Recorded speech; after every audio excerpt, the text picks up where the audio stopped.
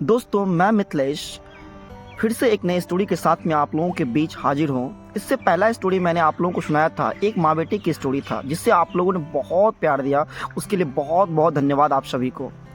ये स्टोरी जो है एक माँ बेटे की है। एक ऊँटनी था और उसका बेटा था। एक बार की बात है, ऊँटनी का बेटा ऊँटनी से पूछता है कि माँ हमारे पीठ पे ये कुंवर क्यों है।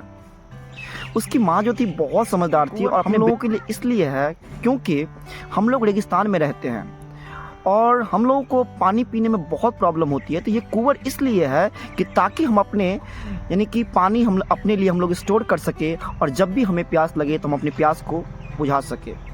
उसका बेटा मान गया। उसके बाद फिर से कुछ दिन के बाद उसका बेटा पूछता है, माँ से पूछता है, माँ ये तो मैं समझ गया, अब मुझे ये बताओ कि हमारे ये पैर जो होते हैं ना, हमारे पैर बहुत बड़े बड़े हैं और हमारे पैर में कि मतलब बहुत बड़े हैं और हमारे पैर में गुदेदार सा है, ये हमारा पैर ऐसा क्यों है।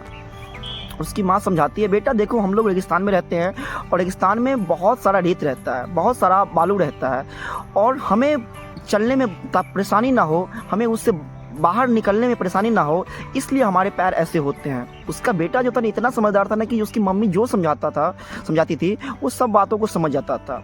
ऐसे ही हुआ, एक दिन सिलसिला चलता रहा।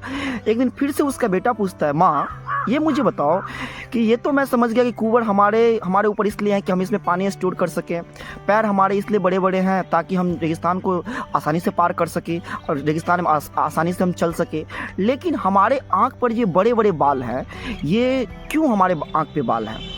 तो उसकी माँ समझाती है, देखो बेटा हम लोग रेगिस्तान में रहते हैं और रेगिस्तान में क्या है ना कि अक्सर आंधी तूफान और लहर वगैरह आते रहता है, ठीक ना।